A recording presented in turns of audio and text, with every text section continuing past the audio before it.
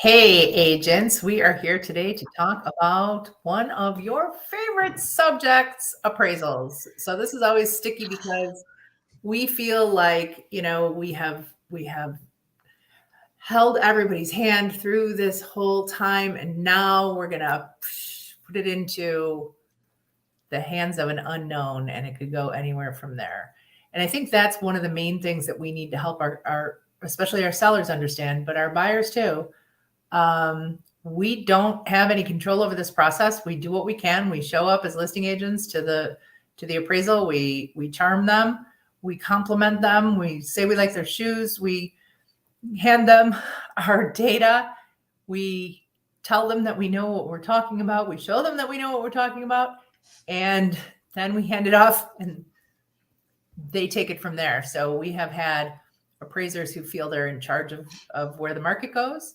We've had appraisers who feel that they are defending their own school district by slurring the one next door.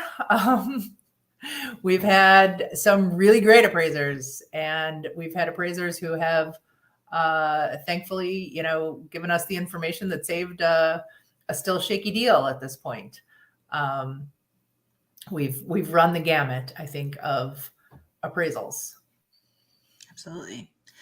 And so we just did our live, and we did have a lender chiming in. So we were talking about kind of, I don't know about your areas, but here, I'm sure it is kind of across the board, but people get a little shaky about FHAs. What does that mean? It's not so much that the FHA buyer in and of itself is a bad thing. It's what's going to happen with appraisal.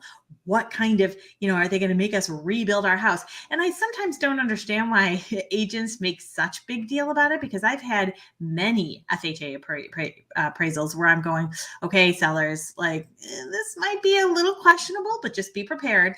And the appraiser not even bat an eye about it. So I don't think I've had too many really bad experiences. And again, if you prep your sellers with the understanding that, hey, you have paint that is peeling, deal with it, or we got to deal with this whole thing. I mean, in the grand scheme, a couple $100 to have somebody or do it yourself before the, quite honestly, it's just part of, I think, getting a house ready for the market. But, even if it's afterwards, it's like, would you like to start all over? What's the holding cost for having your house on the market for another 6, not necessarily on the market, but another 4 to 6 weeks before, even if you got, an offer the next day.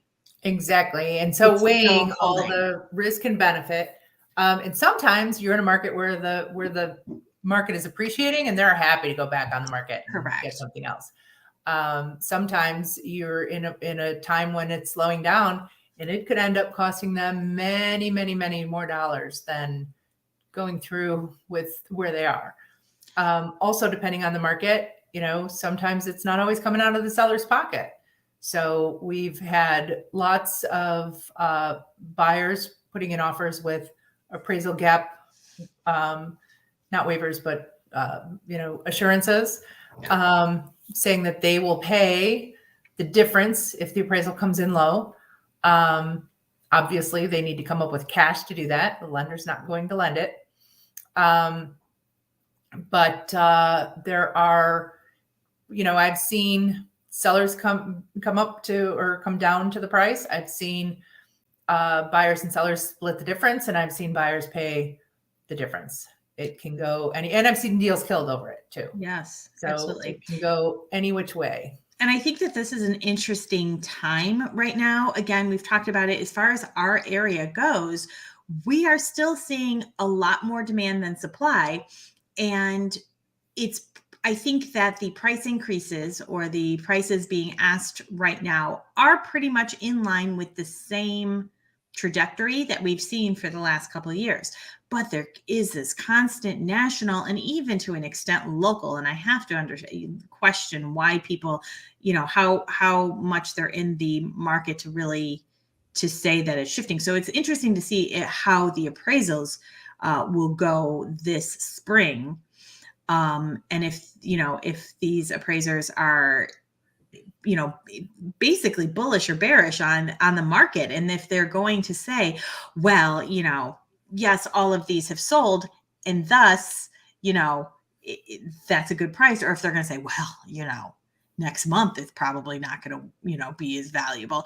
It's interesting. It's Which, going to in be, my opinion, is not an appraiser's job. However, for some do it. appraisers fully believe that it is. Absolutely. They are, in as far as I'm concerned, not in charge of manipulating the market. They're just supposed to verify that that's where the market is.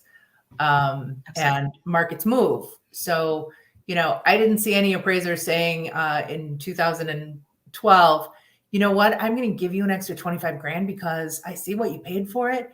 And it's a really nice house. And so I'm going to appraise it $25,000 higher than this rock bottom price that we've arrived at. Right.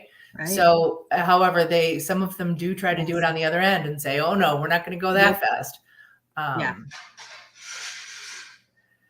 So I think the important thing as realtors is to have these conversations with your buyers and sellers. And if you don't have a lot of your own experience, borrow experience from other agents. Talk to other agents that are colleagues of yours.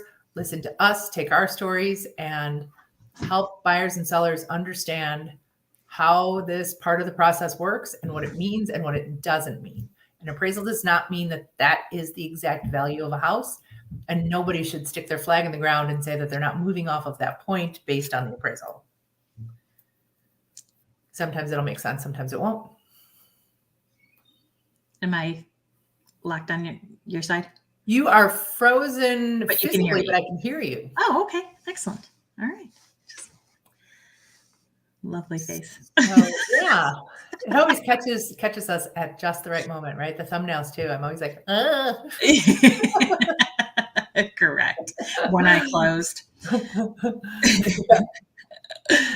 All right. Well, thanks for tuning in, and we will see you next week with clear to close and kind of the wrapping up of the buyer's process. Clear to close is my favorite, isn't it? All right. Thanks so much. See you next week. See ya then.